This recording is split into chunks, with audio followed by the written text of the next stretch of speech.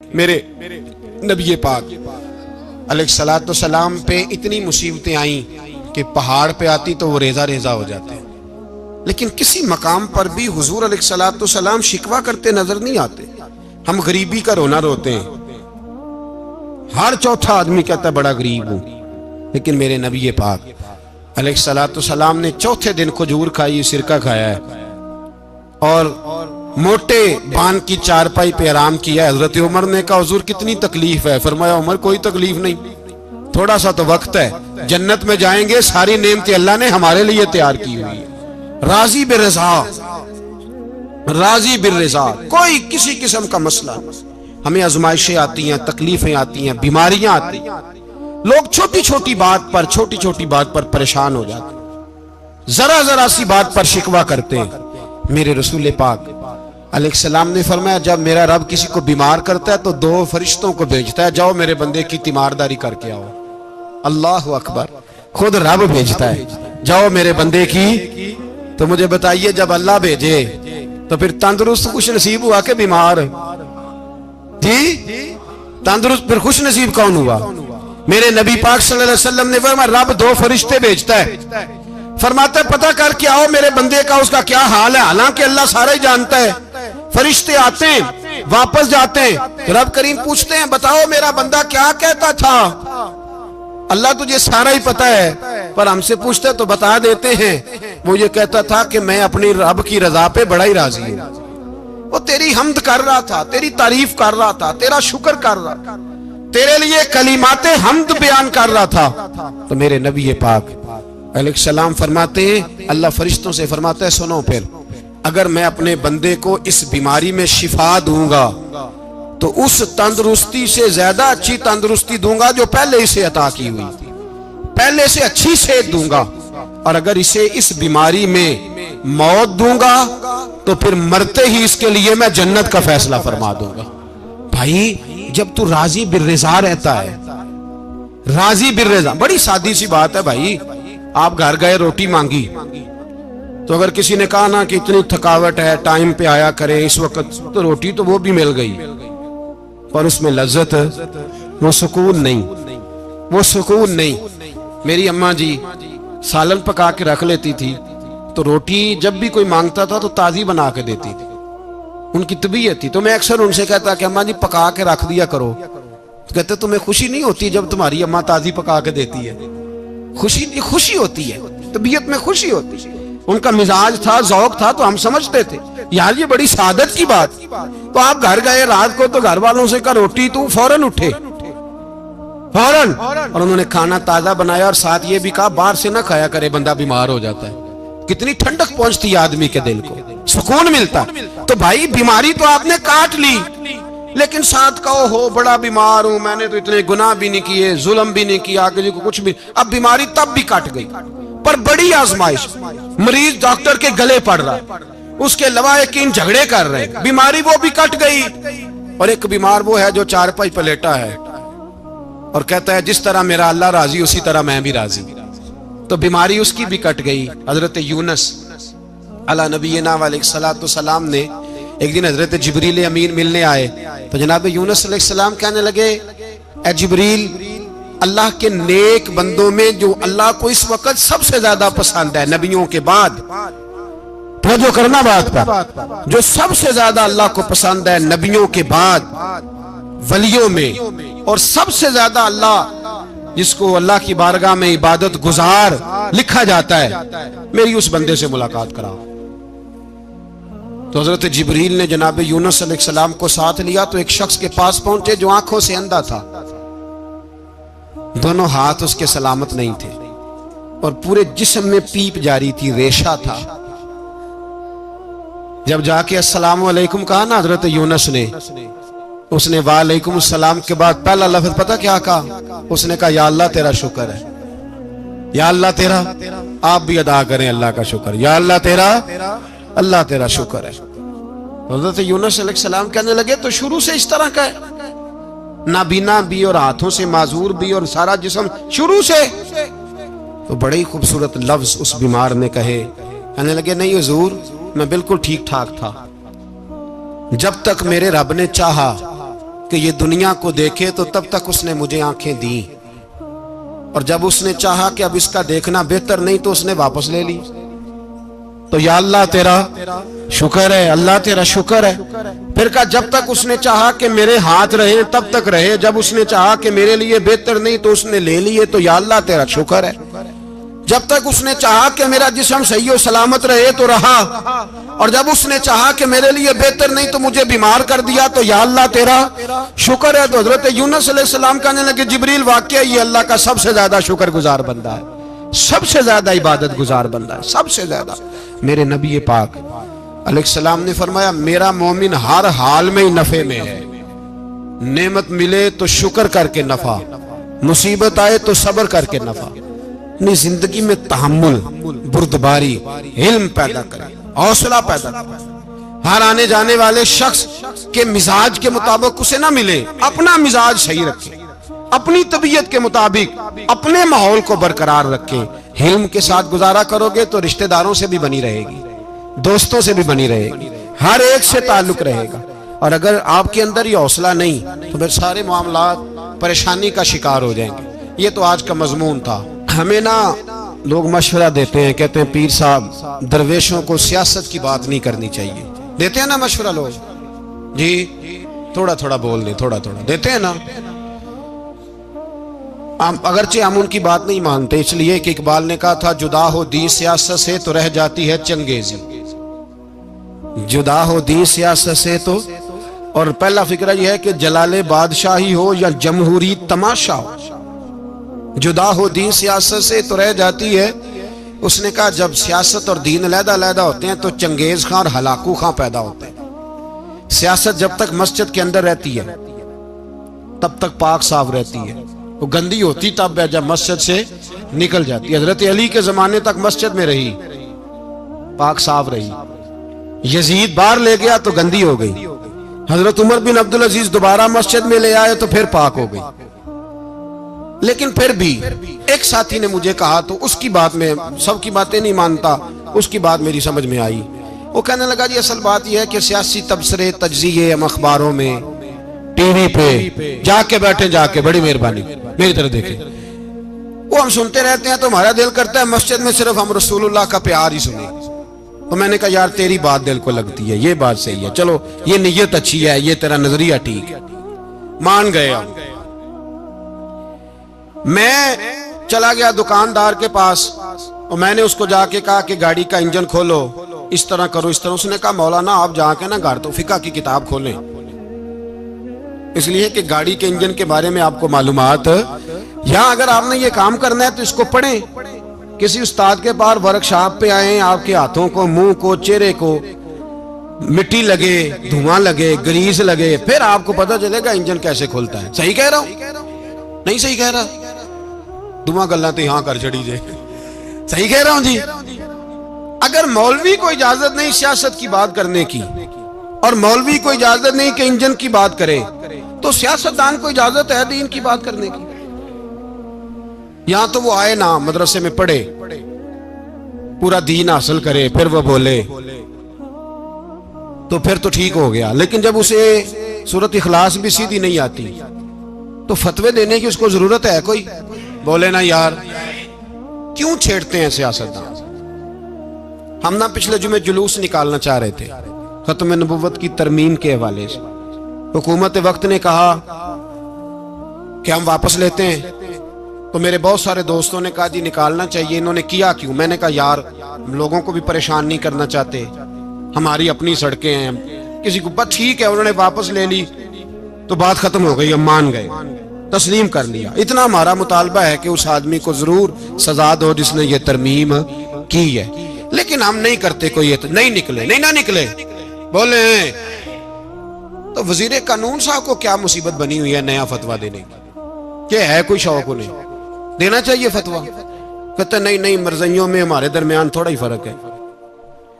مجھے یوں لگتا ہے کہ یہ جان بوجھ کر کوئی نہ کوئی ایسی شرارت کرتے ہیں جس سے لوگ اشتعال میں رہے، جان بوجھ۔ حلم، حوصلہ، صبر ذات کے بارے میں تو ہے، لیکن اگر کوئی رسول پاک کی بے ادبی کرے تو پھر حوصلے کی بات وہ ہے ہی نہیں، پھر پھر تو جہاد کی بات ہے۔ اور میں دیانتداری سے مسجد میں باوضو بیٹھ کر جمعے کے دن مشورہ دیتا ہوں حکومت کو اور وزیر قانون کو مشورہ دیتا ہوں کہ نہ فرعون کی حکومت ساری زندگی رہی، نہ نمرود رہا، نہ جاج بن یوسف رہا، نہ یزید رہا، اور یار درباری بن کے حکمرانوں کی چاپلوسی کرتے کرتے تم یہاں تک آ گئے ہو کہ اب نبی پاک کی عزت کو آنچ ڈالنا شروع کر دیا ہے۔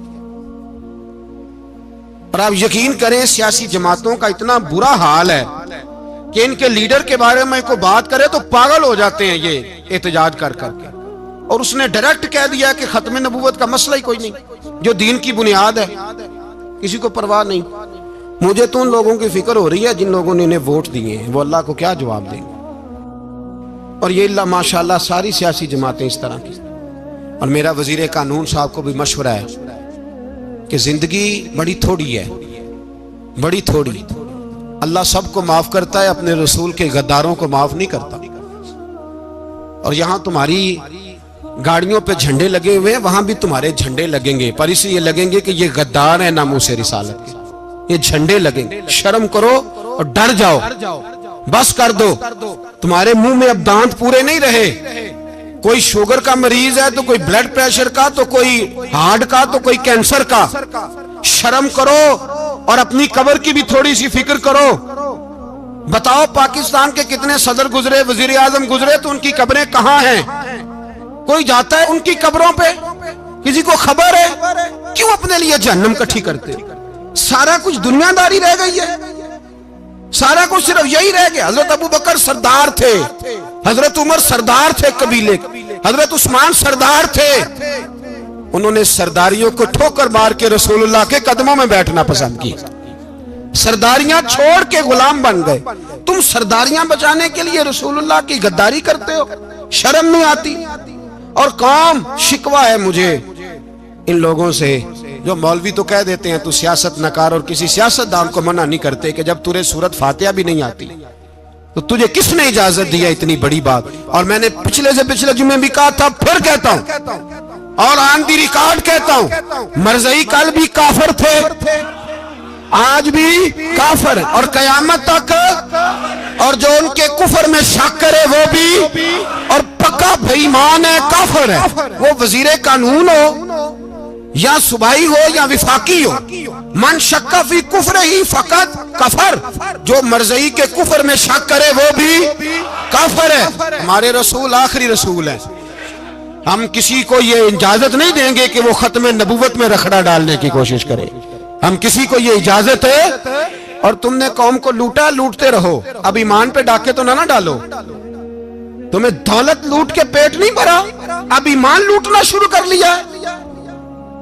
تمہارا فیکٹریاں لوٹ کر، قومی خزانہ لوٹ کر پیٹ نہیں بھرا، بھائی مانو اب دین بیچ کر اپنی حکومتیں پکی کرو گے۔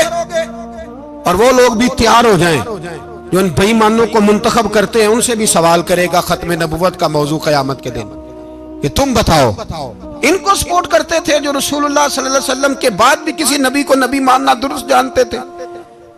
شرم آنی چاہیے، خیال ہونا چاہیے۔ اور میں نے کہا کہ ہمارا دل نہیں چاہتا، آپ یقین کریں، ہمیں شوق ہے جلوس نکالنے کا، تمہارے خلاف باتیں کرنے کا۔ تم نے روز تھرمامیٹر نکالا ہوتا ہے، چیک کرتے ہو کہ ایمان کتنا ہے کتنا نہیں ہے۔ یہ پاکستان اگر صوبہ سندھ ہے تو حضرت عبداللہ شاہ غازی کا ہے، اگر بلوچستان ہے تو حضرت بابا عبد الرحمان کا ہے، اور اگر پشاور ہے تو وہ صوفیاء کا ہے، اور اگر یہ دھرتی پنجاب ہے تو یہ داتا علی اجویری کی ہے، یہ بابا فرید الدین کی ہے۔ اس میں کسی غدار کو قبضہ کرنے کی اجازت بالکل نہیں ملے گی۔ اور ہم وہ لوگ بھی نہیں جو چپ کر کے اندر سوتے رہیں، قوم جو کرتی ہے کرتی رہے، ہمیں پرواہ نہیں، نہ ایسی کوئی بات نہیں۔ کوئی بندہ نہ سمجھے کہ انہیں ہوش نہیں، انہیں پتہ نہیں، ہمیں سارا کچھ ہی آتا ہے۔ پھر اگر کل کو کوئی ممتاز قادری پیدا ہو گیا تو شکوہ نہ کرنا، کل کو کوئی پھر سے عامر چیمہ نکل آیا تو شکایت نہ کرنا، یاد رکھنا۔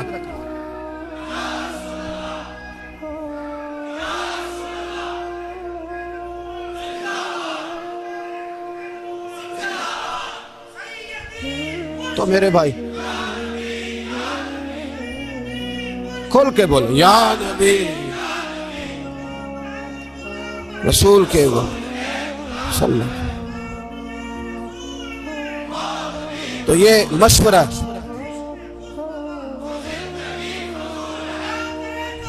جزاک تو یہ تمہیں مشورہ ہے.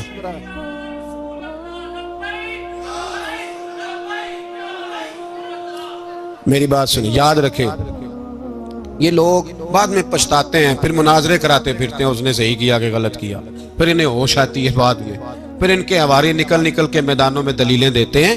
اس لیے ہمارا مشورہ ہے انہیں کہ یہ اپنی حد میں رہیں، اور جو کام تمہارے ذمہ، میں نے کہا نا تم نے بڑا لوٹا، یہ قوم روز تمہیں موقع دیتی ہے لوٹنے کا، یہ موقع دیتی ہے، تو تم نے دولت لوٹ کے پیٹ نہیں بھرے، اب ایمان لوٹنے کے چکر میں آ گئے ہو. یاد رکھو مسلمان گناہگار ہیں، غدار نہیں ہیں. تمہیں دولت لوٹنے کا تو شاید موقع مل گیا ہے، پر ایمان لوٹنے کا موقع نہیں ملے گا. تو اس لیے اس کو لگام دو. اور ویسے بھی کتا جو پالتو ہوتا ہے نا، اس کو گھر کے اندر سنگلی سے باندھ کے رکھنا چاہیے. یہ تمہارے بوٹ چاٹتے ہیں، بھونکتے ہیں، تمہارے حق میں وزارتیں لیتے ہیں. ہم نے تو کوئی وزارت نہیں لی تم سے، اور نہ ہمیں شوق ہے. اس لیے کہ ممبری کیا کرنی ہے جس کو ممبر رسول عطا کر دیا جائے؟ اس نے کیا کرنی ہے یہ ممبریاں جس کو پکا ممبر رسول دے دیا جائے؟ تو اس لیے اس سے باہر آؤ. میں نے کہا بڑے بڑے نمرود، فرعون، قارون دفن ہے، تمہارا بھی نام تک نہیں ہوگا، بالکل نام نہیں ہوگا.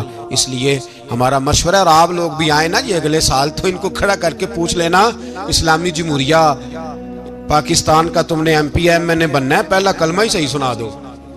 چلو خدا کا واسطہ یہی بتا دو کہ تمہیں نماز بھی ڈھب سے آتی ہے کہ نہیں. اور آپ کی موج ہے، آپ بٹھا لیتے ہیں سر پہ، کیا کریں، سمجھانے والے مفت گناہگار ہو گئے اور بہکانے والے سب تمہارے یار ہو گئے.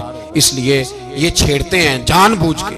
اور پھر جب کوئی ممتاز قادری علیہ رحمہ پیدا ہوتے ہیں، پھر انہیں دشواری ہوتی ہے، پھر ان کا جینا مشکل ہو جاتا ہے. یہ موقع دیتے ہیں، پتہ نہیں کس کے ایجنڈے پہ عمل کر رہے ہیں. میرا سوال یہ ہے، میں نے پچھلے جمعے پھر میرا سوال ہے کہ میں پوچھتا ہوں، اس آدمی کو ضرورت کیا ہے ختم نبوت پر بات کرنے کی، جب امت مسلمہ کے متفق کا فیصلہ ہے کہ مرزائی کافر، اسمبلی نے بل پاس کر دیا کہ مرزائی، ان کو اقلیت قرار دے دیا، اور جب سے وہ اقلیت بنے، نہ ہم نے ان کی عبادت گاہ جلائی، نہ ہم نے ان کو قبروں سے نکالا، نہ ہم نے، بس ٹھیک ہے جیسے عیسائی رہتے ہیں، یہودی سے کس ملک میں رہتے ہیں وہ بھی رہیں، اقلیت بن کے رہیں، کوئی اعتراض. پر تم انہیں کھینچ کے کیوں قریب کرتے ہو؟ تمہارا کیا جرانہ ہے ان کے ساتھ؟ بتاؤ تو صحیح.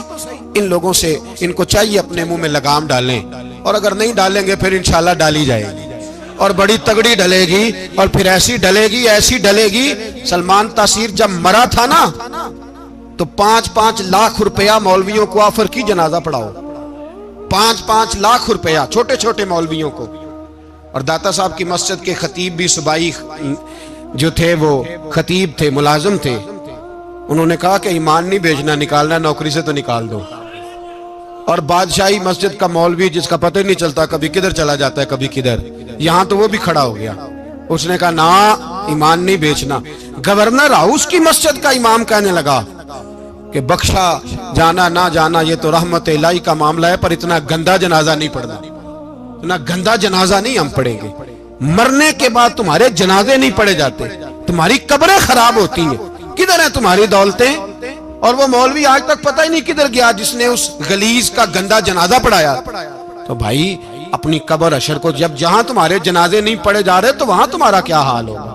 اس لیے ان لوگوں کو چاہیے کہ اپنی زندگی اس طرح گزاریں کہ کچھ نہ کچھ منہ لے کے سرور کائنات کے پاس چلے جائیں، ورنہ ایسا نہ ہو کہ یہاں بھی پھٹکار اور وہاں بھی پھٹکار. اس لیے ہمارا مطالبہ ہے حکومت سے کہ شرم کرو، اور ایسے بھائی مانوں کو، کالے ناگ جو تم نے بھرتی کی ہوئے، ان کو نکالو. اور اگر تعریفیں کروانی ہو، تلوے چٹوانے ہو، تو اندر کمروں میں ان سے چٹوا لیا کرو. ان سے کہو کہ یہاں ہماری نوکری کرو، باہر نکل کے رسول اللہ صلی اللہ علیہ وسلم کے دین کے بارے میں گفتگو نہ کرو. اس لیے کہ اللہ تبارک و تعالیٰ نے اس دین کے اندر بڑا حسن اور بڑا جذبہ رکھا ہوا ہے، بڑا وقار ہے. ہمارا مطالبہ ہے حکومت سے کہ ختم نبوت کے مسئلے پر کوئی سیاستدان گفتگو نہ کرے. آپ تائید کرتے ہیں اس بات کی؟ اس پر کوئی سیاستدان کوئی گفتگو؟ ہمارے پاس بڑے تماشے ہیں سیاست کرنے کو، باقی تماشوں پہ سیاست کرو. یہ رسول اللہ کی ناموس کا معاملہ ہے، یہ چھیڑنے کی تمہیں اجازت؟ مجھے سمجھ نہیں آتی یار، جب بات ختم ہو گئی، اسمبلی نے بل واپس لے لیا، تو صوبائی وزیر قانون کو آخر تکلیف کیا ہے؟ آپ کے پاس جواب ہے کوئی اس بات کا؟ بات ختم ہو گئی، ہم نے جلوس نہیں نکالنا چھوڑ دیا.